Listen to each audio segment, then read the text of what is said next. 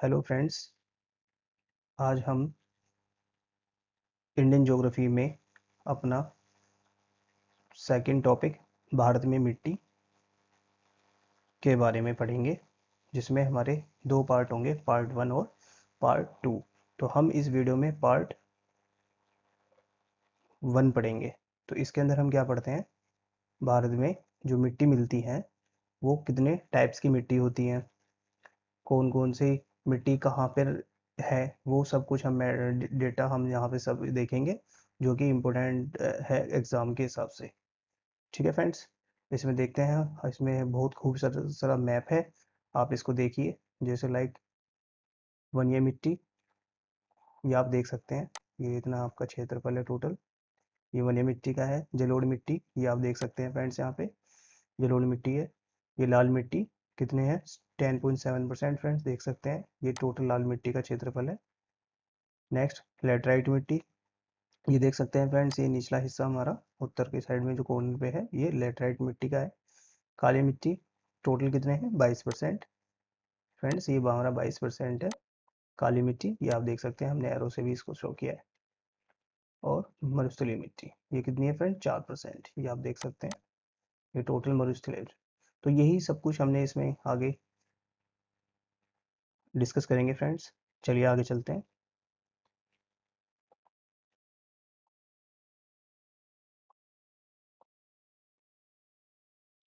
ठीक है फ्रेंड्स, इसमें हमारा टॉपिक अभी स्टार्ट करते हैं।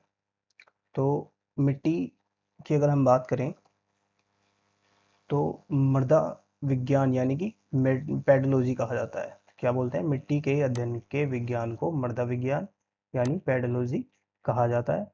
भारतीय कृषि अनुसंधान परिषद ने भारत की मिट्टी को कितने भागों में बांटा है फ्रेंड्स, 8 भागों में। ठीक है, इसको आप अच्छे से देख लीजिएगा। जिसके अगर हम बात करें तो फ्रेंड्स, इसमें हमारा फर्स्ट आती है एलुवियल सोयल, इसको जलोढ़ मिट्टी बोलते हैं। ये आप मैप से भी देख सकते हैं, ये हमने मैप में यहाँ पे शो किया है।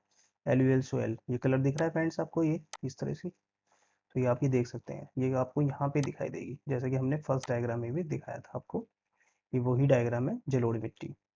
सेकंड आती है रेड सोयल, लाल मिट्टी। ये हमारी लाल मिट्टी का आप यहाँ से देख सकते हैं, ये इसके अकॉर्डिंग हमारी लाल मिट्टी यहाँ पे आएगी। ठीक है फ्रेंड्स। नेक्स्ट आता है ब्लैक सोयल, काली मिट्टी। ठीक है फ्रेंड्स, ऐसे ही हमारी ब्लैक सोयल ये है, इधर मैप में देखिए आप ब्लैक सोयल। और ब्लैक सोयल कहाँ दिखेगी आपको, ये आपकी ब्लैक सोयल थर्ड नंबर की है। लेटराइट सोयल, फोर मिट्टी आती है लेटराइट मिट्टी। तो लेटराइट मिट्टी का देखिए आप डायग्राम, ये आपका ये हो गया, और ये यहाँ से आपको ये यहाँ पर है जहाँ पर हमने ये अभी आपको समझाया है। नेक्स्ट आती है फॉरेस्ट और माउंटेन सोयल, इसको बोलते हैं वनिया मिट्टी। तो ये फाउंटेन और फॉरेस्ट सोयल की अगर बात करें तो ये आपकी ये वनिया मिट्टी है। ठीक है फ्रेंड्स। तो इसी तरह से डेसर्ट सोयल है और स्थलीय मिट्टी, ये आप देख सकते हैं, ये डेसर्ट सोयल येलो कलर से है।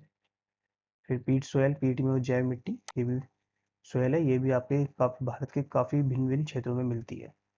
ठीक है फ्रेंड्स, तो नेक्स्ट टॉपिक डिस्कस करते हैं, एलुवियल सोयल। ये हमारा फर्स्ट टॉपिक होगा।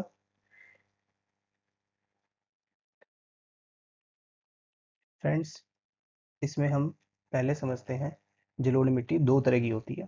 फर्स्ट भांगर। देखिए फ्रेंड्स, पुरानी जलोढ़ मिट्टी को क्या बोलते हैं, भांगर कहा जाता है। और अगर हम खादर मिट्टी की बात करते हैं तो नई जलोढ़ मिट्टी को क्या बोलते हैं, खादर कहते हैं। अब आप कैसे समझेंगे कि भांगर ये पुरानी जलोढ़ मिट्टी और नई जलोढ़ मिट्टी, आप इसको समझना कैसे समझ लेंगे आप इसको। तो फ्रेंड, मैप में तो आपको साफ दिख रहा है कि ये जलोढ़ मिट्टी कहाँ पर है। ये आप देख सकते हैं, सारी जलोढ़ मिट्टी है, ये सब इतना जितना पोर्शन है, ये सब इतना इस तरह का, ये सब आपका जलोढ़ मिट्टी है। लेकिन आप इसे कैसे समझेंगे, देखिए फ्रेंड्स, इसके लिए हमने कुछ इमेजेस डाली हैं जिससे आपको शायद समझ में आ जाएगा। ये देखिए फ्रेंड्स, नेक्स्ट देखिए फ्रेंड्स। अब आप देखेंगे कि ये जो मिट्टी है आपकी, ये कौन सी मिट्टी है फ्रेंड्स, बांगर। और नेक्स्ट मिट्टी जो है, ये कौन सी मिट्टी है फ्रेंड्स, खादर। तो आप इसे अच्छे से देख लीजिएगा। तो ये जो नई जलोढ़ मिट्टी, ये वही होती है फ्रेंड्स, जो आपके जितने भी गंगा का मैदान है, ब्रह्मपुत्र नदी का मैदान है, सिंधु नदी का मैदान है, तो उनके जो आसपास में जो मिट्टी होती है, नई मिट्टी, ये वही मिट्टी है। और जो पुरानी हो जाती है इससे फ्रेंड्स, इसे बोलते हैं बांगर, या फिर जैसे कि हमने आपको यहाँ पे देखा है कि फ्रेंड्स एलुवियल सोयल। नेक्स्ट है हमारी जलोढ़ मिट्टी। ये भारत के कितने परसेंट क्षेत्रफल पर मिलती है? 40% क्षेत्रफल पर। ठीक है फ्रेंड्स,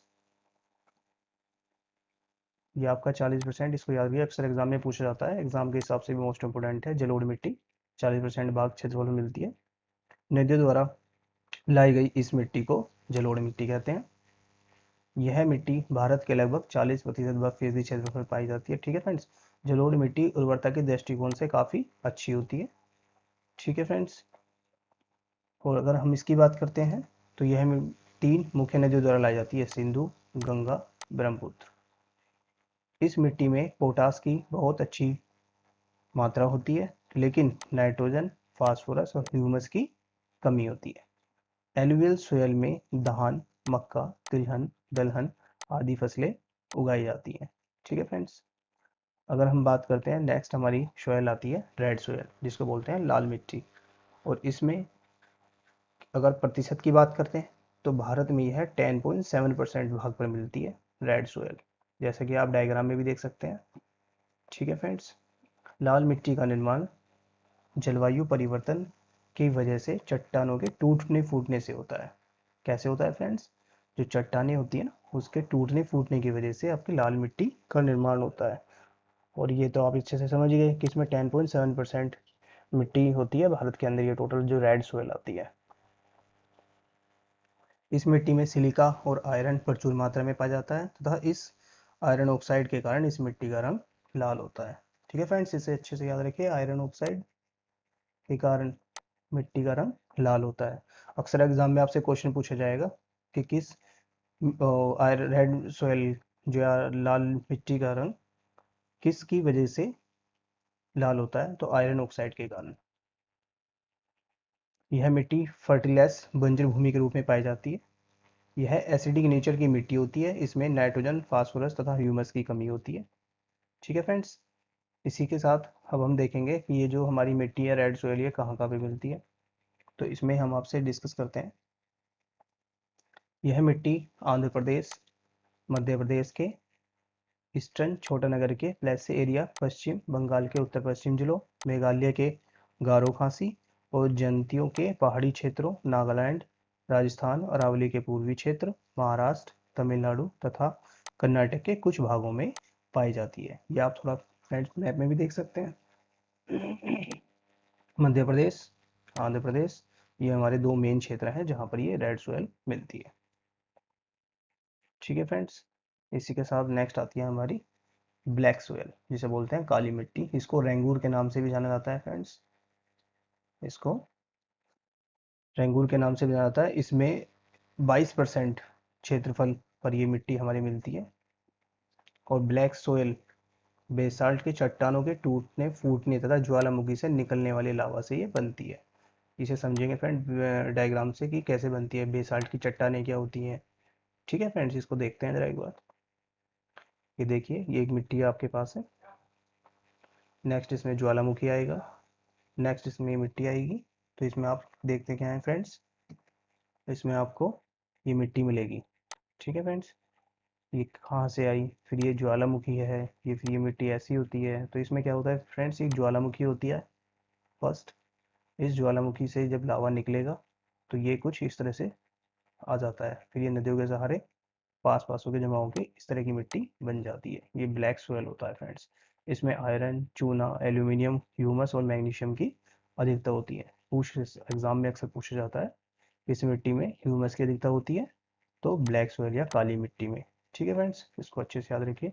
इस मिट्टी का काला रंग किसकी वजह से होता है? टेक्नीफेरस मैग्नीटाइट और ह्यूमस की उपस्थिति के कारण होता है। ठीक है फ्रेंड्स, काली मिट्टी कपास की खेती के लिए बहुत ज़्यादा उपयुक्त होती है, इसलिए इसे काली कपास की मिट्टी भी कहते हैं। ओके, इसे क्या कहते हैं? काली कपास की मिट्टी। ये मोस्ट इंपोर्टेंट क्वेश्चन है। देखिए, हमने इसमें डायग्राम दिखाया है, इसे काली कपास की मिट्टी कहते हैं क्योंकि इससे कपास की खेती की जाती है। इसे ब्लैक कॉटन के नाम से भी जाना जाता है। अन्य फसलों में गेहूं, ज्वार, बाजरा आदि को उगाया जाता है। ठीक है फ्रेंड्स, ये आपकी ब्लैक सोयल। अगर हम नेक्स्ट इसमें बात करते हैं कि ब्लैक सोयल आपको कहाँ कहाँ मिलती है, तो ये आप देख सकते हैं मैप में हमने अच्छे से सिखाया है इसको। देखिए फ्रेंड्स, ये आपका इंडिया का मैप है। तो इसमें आप देखेंगे फर्स्टली गुजरात, महाराष्ट्र, मैसूर, आंध्र प्रदेश, मध्य प्रदेश, ये कुछ स्टेट है जहाँ पर ये मैक्सिमम मिलती है ब्लैक सोयल। ठीक है फ्रेंड्स, इसके बाद नेक्स्ट हमारा टॉपिक्स है लेटराइट मिट्टी। तो लेटराइट मिट्टी की अगर हम बात करते हैं फ्रेंड्स, तो जैसे कि आप डायग्राम में देख सकते हैं, ये जो छोटी छोटी बेग्स सी रखी हुई हैं, ये दिख रही होंगी आपको पिक्स में, ये लेटराइट मिट्टी का ही एक एग्जाम्पल है। ये कुछ कुछ लाल रंग की होती है, कुछ कुछ। तो लेटराइट मिट्टी कहाँ मिलती है? उष्ण कटिबंधीय प्रदेशों में पाई जाती है। ठीक है फ्रेंड्स, कहाँ मिलती है ये आपको? उष्ण कटिबंधीय प्रदेशों में, जिसका पीएच मान कितना होता है? 4 से 5 तक होता है। ठीक है फ्रेंड्स, इसको अच्छे से याद रखिए आप। लेटराइट मिट्टी कहवा और काजू उत्पादन के लिए उपयोगी होती है। ठीक है फ्रेंड्स, अब काजू तो आप सब जानते हैं, खाते भी हैं, लेकिन कहवे की अगर बात करें तो ये हर कोई नहीं जानता होगा। तो कहवा सबसे ज़्यादा मिलता है आपको कर्नाटक में, और कहवे से क्या बनाई जाती है? कॉफ़ी बनाई जाती है। ठीक है फ्रेंड्स, इसको हम आपको दिखाते हैं।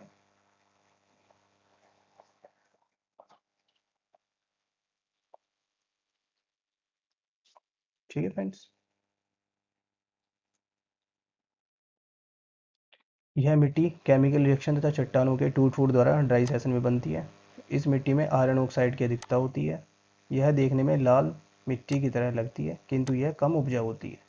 चट्टानों की टूट फूट से बनने वाली इस मिट्टी को गहरी लेटराइट, सफ़ेद लेटराइट और भूमिगत जल वायु लेटराइट के नाम से जाना जाता है। ये आपकी 3 तरह की मिट्टियाँ होती हैं जो लेटराइट में आती हैं। ठीक है फ्रेंड्स, और ये आप इसे डायग्राम में देख सकते हैं। किससे किस चीज़ का निर्माण होता है? मिट्टी के बर्तन बनाने में हम इसका यूज़ करते हैं, लेटराइट मिट्टी को। ठीक है फ्रेंड्स, ये आपको दिख रहा होगा डायग्राम में, मिट्टी के जो बर्तन हैं ये सब इसी से बनाए जाते हैं, लेटराइट सोइल से। ओके,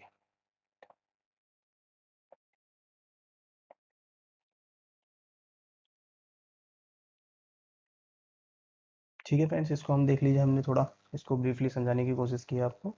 जैसे गहरी लेटराइट, इसमें आयरन ऑक्साइड और पोटास की बहुलता होती है, जिसकी उर्वरता कम होती है, लेकिन निचले भाग में कुछ खेती की जा सकती है। सफ़ेद लेटराइट, इसकी उर्वरता सबसे कम होती है तथा केओलिन के कारण इसका रंग कैसा होता है? सफ़ेद होता है। ये इंपॉर्टेंट क्वेश्चन है, एग्जाम में पूछा जाता है, केओलिन के कारण इसका रंग सफ़ेद होता है। भूमिगत जलवायु लेटराइट, यह मिट्टी काफ़ी उपजाऊ होती है क्योंकि वर्षा काल में आयरन ऑक्साइड पानी के साथ घुलकर नीचे चले जाते हैं। ठीक है फ्रेंड्स, चलिए कुछ इंपॉर्टेंट क्वेश्चन है हमारे जो हम यहाँ डिस्कस करेंगे।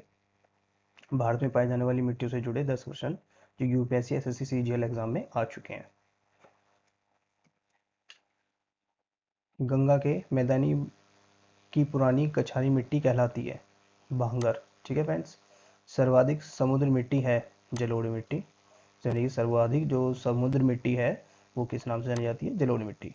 लावा के प्रभाव से किस मिट्टी का निर्माण होता है? काली मिट्टी का। ठीक है फ्रेंड्स, लावा के प्रभाव से किस मिट्टी का निर्माण होता है? काली मिट्टी का। मृदा की लवणता मापी जाती है चालकता मापी से। मृदा का लवणीकरण किस कारण होता है? सिंचाई के कारण। मृदा के उत्तरी मैदानों की मृदा सामान्यतः कैसे बनती है? तलोचन द्वारा। गंगा की जलोढ़ मिट्टी की गहराई भूमि सतह के नीचे कितनी है? मोस्ट इंपोर्टेंट क्वेश्चन, 6000 मीटर तक है।